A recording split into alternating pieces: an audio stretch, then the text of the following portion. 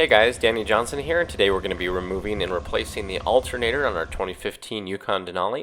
This process will be the same for the 6.2 liter and 5.3 liter from about 2015 to 2020 and some earlier Silverados. We're going to start with a 10mm socket, and it helps on an extension like this. We're going after the negative battery terminal. So we're going to go ahead and remove this. It's always a good idea to remove the negative battery cable because you can still blow fuses when you have power hooked up. So we're going to go ahead and come over to the airbox now. Just have a flat screwdriver here. We're going to undo that clamp. We're going to come over here and you're going to push on the bottom of this tab to slide off this little hose here, and there's another one on the other side, so just push down and slide those away. We now are going to undo the throttle body here, at least just where the intake connects to the throttle body. So another flathead screwdriver, we're just removing that. Now we can just slide this entire airbox off and out of the way. Okay, next we're going to go ahead after the serpentine belt, so a 1/2 inch breaker bar we're pushing down on the tensioner, and then we're just taking the belt off. We're going to slide it through and out. Now we're going to pinch and remove the alternator plug.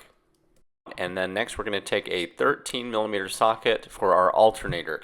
There was a little rubber boot that we pulled out of the way. We're just going to break this loose and take the nut off. Make sure the battery is disconnected like we did in the beginning. So we're going to go ahead and take this off and put the nut back on so we don't lose it. The alternator is just 2 of these bolts here, 15mm. So we're going to take off both of these, and they're very long bolts. They're in there pretty firm, and the alternator's pinched in there. So go ahead and remove these 2 bolts. The one on the left was really long, as you could see, and this alternator is going to be stuck in here pretty tight. It's almost pressed in to the bracket. So we're going to come and grab a pry bar and just give it a little bit of a pop here, and now we can walk the alternator out. Now we're going to bring in our alternator. You have a longer bolt on the left, the shorter one on the right. This one is wedged in there kind of well. You may have remembered when we removed it, we kind of had to use a pry bar to get this out of here. So we're going to set this down in here the best that we can, but it will take a little bit of tapping. We got a rubber mallet to give it some persuasion. Just kind of hit it down, see how it goes in. On the left-hand side, we got it mounted first, and just put the bolt in, but not tighten. Then a few whacks with a rubber mallet, and we started to work it down into the other side there.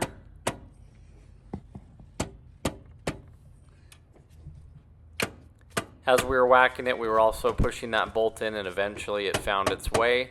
So just be careful with it. You don't want to cross-thread anything, but we got both of those bolts in. Now we had a bolt here on the side of the alternator bracket that goes to this bracket that holds the AC unit away from it. Then came through and plugged in our alternator. Now we'll tighten down our alternator power wire here. Again, make sure that the battery is not connected at this time, and there was a little lip on the side of that.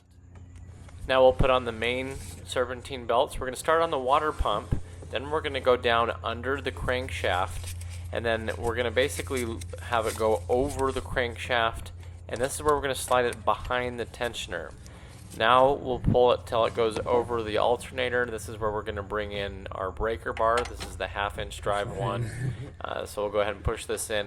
Now as we push it down, that releases the tension and gives us slack so we can put this over the alternator.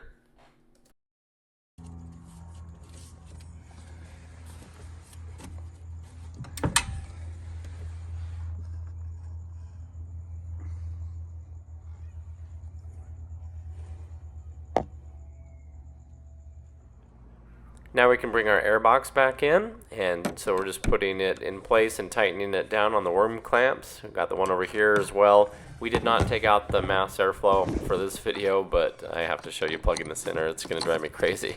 So I'm just going to plug this back in. For our vacuum hoses, we just push them from behind here until they click into place.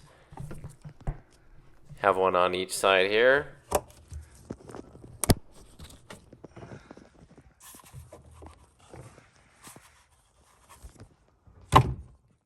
Now we'll reinstall the negative battery cable with our 10mm socket.